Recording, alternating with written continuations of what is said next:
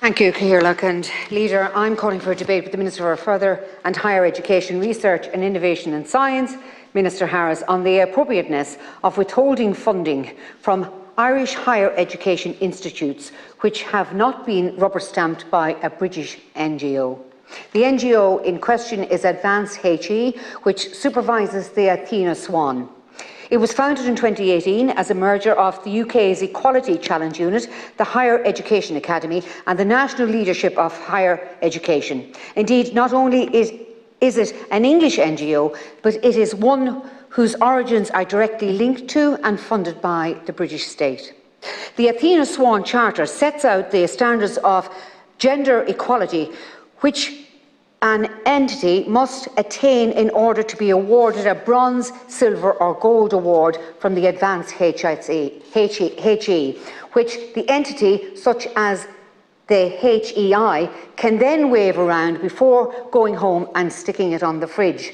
That was until April the 7th, 2022, wherein Minister Harris deemed it necessary to eliminate or severely restrict funding to HEIs who do not possess an Athena Swan award stating in the Dáil. Only higher education institutes that have at least an Athena Swan Bronze Institutional Award can apply for funding from Ireland's main research funders.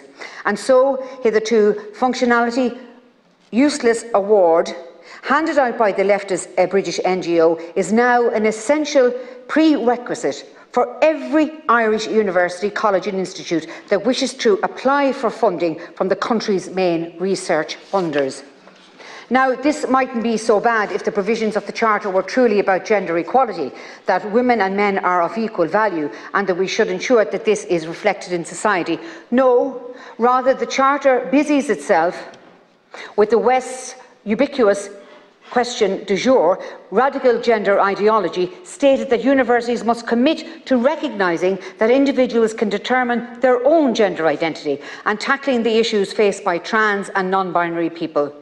Why on earth ought this to be a criteria for an Irish educational institution to be given state funding?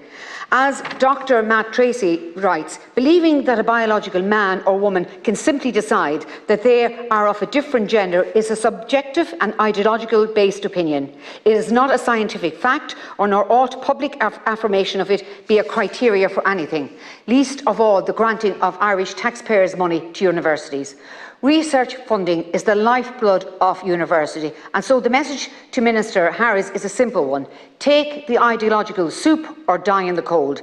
This would be an outrageous suggestion to be made by anyone. And so the fact that it has been made policy by the very minister responsible for funding the HEIs is beyond parody. The minister needs to come into this House and answer that question himself. Senator Keogan has spoken about the higher education and a request to the Minister come before. I will make the request for the debate.